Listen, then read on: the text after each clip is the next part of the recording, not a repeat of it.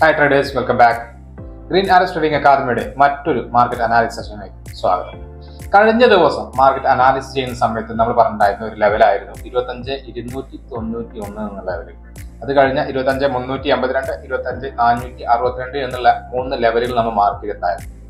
അതോടുകൂടി നമ്മൾ പറഞ്ഞിട്ടുണ്ടായിരുന്നു ഈ നിഫ്റ്റി 50 ആണെങ്കിൽ ഒരു 0.5% അല്ലെങ്കിൽ 0.7% ഗ്യാപ്പ് അപ്പിൽ ഓപ്പൺ ചെയ്തിട്ടുണ്ടെങ്കിൽ ആദ്യത്തെ സിനാരിയോ എന്ന് പറയുന്നത് അതിന്റെ ഇന്നലത്തെ ക്ലോസിംഗ് വരേക്ക് മാർക്കറ്റ് വരാനാണ്. അതിനുശേഷം റിവേഴ്സിൽ കാണിക്കുകയാണെങ്കിൽ മാത്രം കോൾ സൈഡിലേക്കുള്ള എൻട്രികൾ പ്ലാൻ ചെയ്താൽ മതി എന്നുള്ളത്.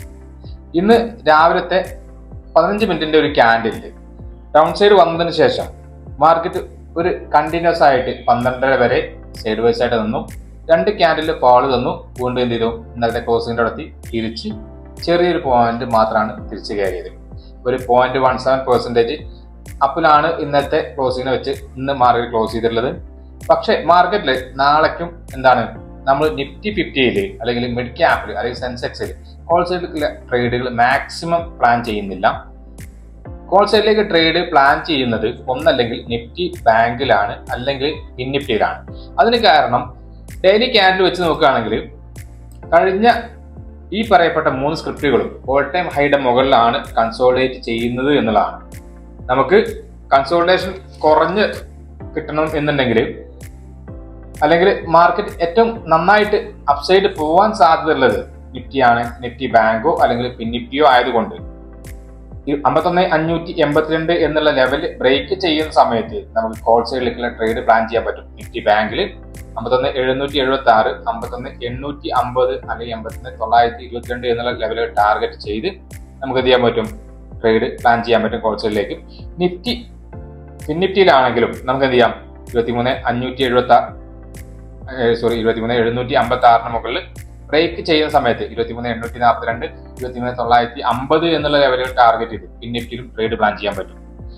മാക്സിമം ട്രേഡുകൾ കോൾ സൈഡിലേക്കുള്ള ട്രേഡ് ഒഴിവാക്കേണ്ടത് ഇൻഡെക്സുകൾ, സെൻസെക്സ്, മിഡ് ക്യാപ്പ്, അതേപോലെ നിഫ്റ്റി 50 എന്നുള്ളതാണ്.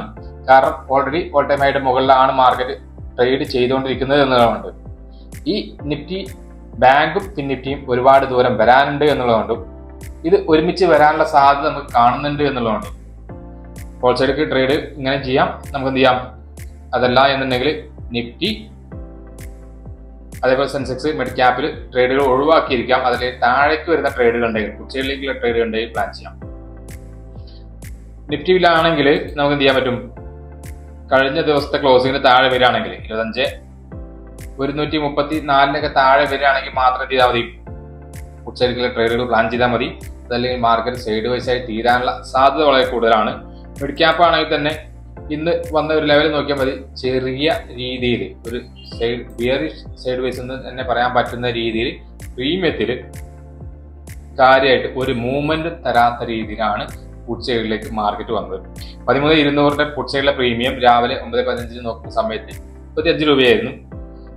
13,143 ക്ലോസ് ചെയ്യുന്ന സമയത്തും ഏകദേശം 32 രൂപ അല്ലെങ്കിൽ 30 രൂപയുടെ അടുത്താണ് ഇന്ന് പുട്ട് സൈഡിൽ മിഡ് ക്യാപ്പിന്റെ പ്രീമിയം ക്ലോസ് ചെയ്തിട്ടുള്ളത്. മാർക്കറ്റ് അത്യാവശ്യം നല്ല മൂവ്മെന്റ്, അതായത് 208 143 വരെ വന്ന സമയത്ത് പ്രീമിയത്തിൽ കാര്യമായിട്ട് പമ്പിംഗ് ഒന്നും നടന്നിട്ടുണ്ടായില്ല. ആകെ ഒരു 10 രൂപ അല്ലെങ്കിൽ 15 രൂപയുടെ പമ്പിംഗ് ആണ് നടന്നിട്ടുണ്ടായിരുന്നത്. വേറൊരു കാര്യം, ഇന്ന് ഇന്ത്യ വിക്സ് ഒരു കാര്യമില്ലാതെ ഷൂട്ട് ചെയ്തുകൊണ്ടിരിക്കുക എന്നുള്ളതാണ്. 5% അടുത്ത് അപ്പിലാണ് ഇന്ത്യ വിക്സ് ഇന്ന് ഷൂട്ട് ചെയ്തിട്ടുള്ളത്. നമുക്ക് തന്നെ ഒരു ട്രേഡുകളും ഇന്ന് കാര്യമായിട്ട് കിട്ടിയിട്ടില്ല. നമ്മൾ ഇന്ന് ട്രേഡ് ചെയ്യാൻ ഇരുന്നിട്ടില്ല. രാത്രി മാർക്കറ്റ് മൂവ്മെന്റ് കണ്ട സമയത്ത് നമുക്ക് ഐഡിയ ഉണ്ടായിരുന്നു മാർക്കറ്റ് സൈഡ് വൈസ് ആവും എന്നുള്ളതുകൊണ്ട് ഇന്ന് ട്രേഡുകളൊന്നും പ്ലാൻ ചെയ്തിട്ടുണ്ടായിരുന്നില്ല. അതുകൊണ്ട് നമുക്ക് ട്രേഡ് ചെയ്യാൻ പറ്റിയിട്ടുണ്ടായിരുന്നില്ല എന്നുള്ളതാണ്. എന്തായാലും വീഡിയോ നിങ്ങൾക്ക് ഇഷ്ടപ്പെട്ടു എന്ന് വിചാരിക്കുന്നുണ്ട്. കഴിഞ്ഞ തവണത്തേതുപോലെ ഇത്തവണ നിങ്ങൾക്ക് ഇഷ്ടപ്പെട്ടിട്ടുണ്ടെങ്കിൽ പേജ് ലൈക്ക് ചെയ്യുക, അതേപോലെ ഷെയർ ചെയ്യുക, സബ്സ്ക്രൈബ് ചെയ്യുക.